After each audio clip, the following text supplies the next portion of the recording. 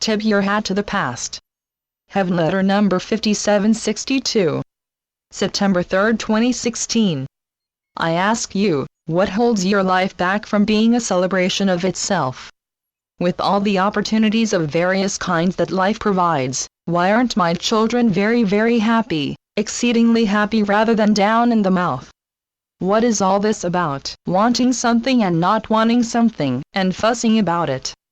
There is so much picking and choosing, so much sorting and classifying. You may say that life gives you suffering, and you are fed up with suffering and lesser heartaches as well. In fact, you are very good at being dissatisfied. We could call dissatisfaction a hat you wear pulled down over your eyes. Consider lifting up that cap and beginning to see what you have not heretofore seen. If you find yourself longing for the past, the long ago past, can you not just simply love the past instead of aching for the past and the ideal parts of the past? If there was someone in your life that you miss now with all your heart, if there were those in your life that you would now find more gracious ways to respond to, be glad for right now, this very morsel of time as your heart is opening. How about relishing the gladness and foregoing the sadness? Look, you had someone in your life that you perhaps were frustrated with back then. Right now you might welcome him or her back in your life.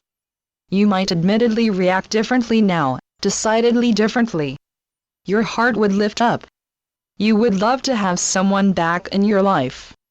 We are talking now not solely about those random few who brought out the best in you, yet also deeply those who, at the time, seemed to trammel and dishearten you. You would welcome them now with all your heart and love more.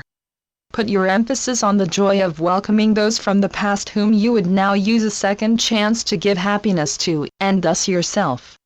You may be pouring dismay upon yourself now. Just turn the idea of regret around a little bit. Have fun with this.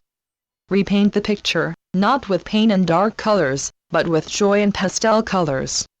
If you are going to bring up old memories, transform the memories into joy. Rewrite them as you would wish, and then be done. Tip your hat to the past. Perhaps you have other lifetimes to look forward to rewrite and illustrate your stories. Welcome yourself once upon a time and yourself now, beloveds. Welcome your greater awareness. In any case, the past has gone somewhere. Where did the idea of suffering come from? How did it become so well received and such a habit? Sometimes suffering seems like the most popular thing on earth. Is it not possible that you could just skip over sadness and gulp down joy instead? You may say that you welcome joy, yet you seem to raise your hand high for sorrow, sadness, suffering. You plop them down before you with alacrity, as if you could hardly wait. It would seem that sorrow, sadness, and suffering are high on your list. You get high on sorrow.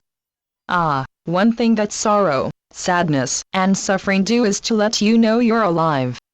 Let's note fear, frustration, and franticness and sundry activity as a poor attempt to escape the very matters that do not presently give you the happiness you desire. Trying to forget seems to improve your memory as you continue to plow through that which takes up so much of your time and heart and leaves you unsatisfied.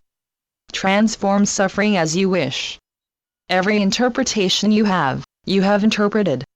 It seems that you create happenstance according to your picture of yourself. Change your picture then. This is all imagined anyway. Channeled by Gloria Wendroff. Heavenletters.org